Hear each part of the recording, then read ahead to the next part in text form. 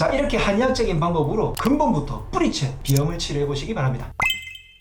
건강하라 강남 허준 박용환 원장입니다. 네, 지금까지 제가 코를 빨리 뚫는 법, 코의 염증을 줄이는 법, 그런 방식으로 혈자리라든지 한의원에서 쓰는 여러 가지 방법들을 이용해서 여러분들께서 댁에서 잘 활용할 수 있는 비염의 생활 습관에 대해서 쭉 정리를 여러 편을 통해서 해드렸는데요. 많은 분들이 그것을 보고 나서 한의원에서는 치료는 어떻게 하나요? 이렇게 궁금하시는 분들이 계셔서 한의원에서 치료 자체를 조금 정리해 드리려고 오늘 영상을 만들었습니다. 보통 한의원에 치료를 받으러 오시는 많은 비염인들은 알레르기성 비염인데요. 알레르기성 비염 같은 경우에는 알레르기성 비염이니까 두 가지를 함께 치료해야 됩니다. 비염은 코의 문제죠. 코의 염증이고요. 알레르기성은 알레르기 즉 면역의 문제입니다. 그러면 알레르기성 비염은요, 몸의 면역을 좋게 하고요, 코의 염증을 같이 치료해야 되고요. 일반적인 단순한 비염 같은 경우에는 코의 염증을 치료하는 방법과 그리고 코에 염증이 생긴 그 원인 자체를 해결하는 방법만 해결해주면 좋고요. 축농증 같은 경우에는 코 옆에 있는 부비동에 염증이 가득 쌓인 거니까 이 농이 쌓인 것을 스스로 밖으로 배출해내갈 수 있는 능력을 키워주는 것이 한의학 치료의 핵심이에요. 즉 일반 비염과 알레르기성 비염 그리고 축농증이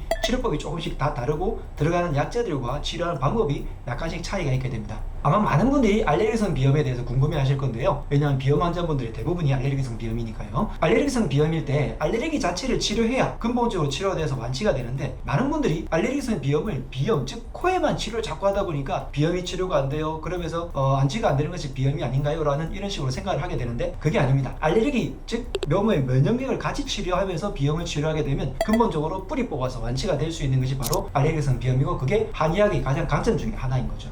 자, 알레르기성 비염은 왜 생기느냐? 즉 면역력이 약해서 생기는데, 우리 몸에서 면역력의 70-80%는 어디에서 나오나요? 많은 분들이 알고 있듯이 몸의 장에서 나옵니다. 장 속에 있는 점막들이 위로 쭉 올라와서 어디까지 연결되죠? 코, 입, 이렇게 인두 안까지 모든 점막이 연결되어 있습니다. 그래서 알레르기가 코에서 생겨서 콧물이 자꾸 찍찍 흐른다는 것은 몸 안쪽에 있는 면역력 체계에 장점막에 문제가 생겨서 이 부분에도 염증이 있는 것처럼 되어 있는 상태라서 이 염증들이 타고 올라와서 이 몸 전체의 점막들에 문제가 생기는 거죠. 그러다 보니까 점막이 연결되어 있는 눈 그리고 귀 이런 쪽까지 가려움을 느끼게 되거나 자꾸 이런 식으로 문질러서 다크서클을 만들거나 눈, 귀 그리고 입천장 같은 점막들도 전부 다 알레르기가 생겨서 가렵거나 염증이 생기거나 하는 증상이 발생하게 되고요. 똑같은 이유로 바깥쪽에 있는 피부도 어떻게 보면 이 점막의 연장선이니까 피부가 가려운 이런 증상들이 발생하게 되고, 그래서 알레르기 삼총사가 있죠. 비염, 아토피, 천식, 기관지 안쪽에 있는 점막까지 파고드는 게 천식이니까 이 세 가지가 어떻게 보면 전부 다 연결되어 있는 그런 질환이라고 할 수 있겠습니다. 근데 면역력의 70-80%를 차지하고 있는 이 장점막을 그러면 치료해야 되겠다라는 생각이 먼저 드시죠. 장에 있는 점막들을 치료하는 그 방법이 한약에서는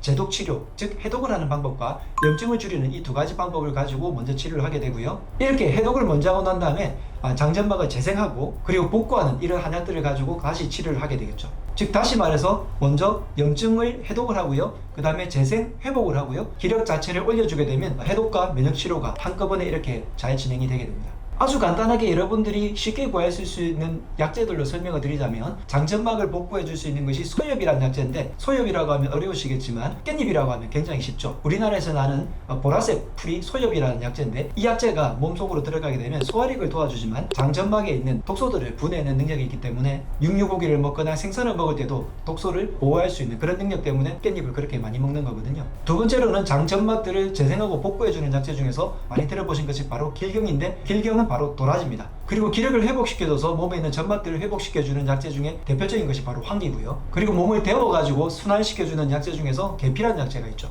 자, 이렇게 원리를 듣고 나니까 깻잎, 도라지, 황기 그리고 계피 같은 것만 잘 활용해서 여러분들이 차처럼 드셔도 굉장히 도움이 되겠다는 거 이제 느껴지시죠? 제가 영양제 처방도 많이 해드리는데 원리는 똑같습니다. 장을 해독하는 영양제 처방을 많이 하는데, 소화 효소를 준다든지 혹은 비타민C라든지 오메가3 같은 것을 처방을 해서 장의 점막들을 먼저 치료를 하고 그리고 회복을 시켜줍니다. 그런 다음에 식이섬유, 낙상균, 유산균 같은 것들로 재생하게 해드는 방법을 쓰게 되면 장이 먼저 복구가 되어서 점차 비염까지 그렇게 치료되는 거죠. 거기다가 코 자체의 염증을 줄여주는 영양제까지 같이 합치게 되면 훨씬 더 파워풀하게 치료를 도와줄 수 있습니다. 자, 이렇게 몸 안쪽에 있는 면역 체계를 바로 잡았다면 그 외에 수면이라든지 혹은 과로라든지 자율신경이 안 좋아진다든지 혹은 피로로 인해서 생기는 그런 염증들이 다 면역력에 영향을 미치겠죠. 이런 것들을 각자 그 상태에 맞게끔 치료 처방을 더해주는 거죠. 거기다가 코 자체를 빨리 치료해 줄 수 있는 혈자리들을 써가지고 침 그리고 약침 치료를 하고요. 약침 치료도 마찬가지입니다. 몸 안쪽에 있는 장의 기운들을 도와주는 약침과 피로 회복을 하게 해줄 수 있는 약침, 그리고 코 자체의 염증을 줄여줄 수 있는 약침, 이렇게 구분을 해서 약침 치료를 하게 되고요. 되고요. 그리고 상당수의 많은 분들이 경추뼈가 안 좋아서, 목뼈가 안 좋아서 코가 비염이 더 심해지는 경우가 많습니다. 사실 경추가 안 좋으면 코뿐만이 아니라 눈, 귀, 코, 입 전체 혹은 갑상선이라든지 두통이라든지 얼굴 전체에 있는 모든 순환이 잘 안 되기 때문에 경추를 바로잡아주는 것이 도움이 될 때가 많아서 경추 추나 치료를 할 때도 있고요.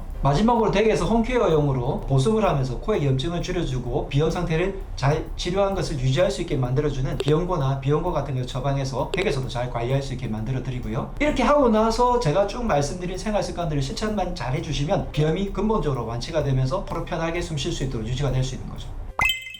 자, 한의원의 치료가 몸 안쪽의 면역 상태와 코의 염증 상태를 동시에 이렇게 같이 치료해주니까 훨씬 더 파워풀하고 근본적으로 완치될 수 있다는 거 이제 아시겠죠? 비염 불편하게 방치하지 마시고요. 비염으로 인해서 생기는 여러가지 두통이라든지 성장장애라든지 집중력 저하, 소화불량 이런 식으로 연관 증상들이 상당히 많습니다. 모든 증상까지 다 뿌리 뽑을 수 있도록 근본적인 치료를 받아보시기 바랍니다. 비염이 있는 분들께 이 정보를 공유해주세요. 건강하라!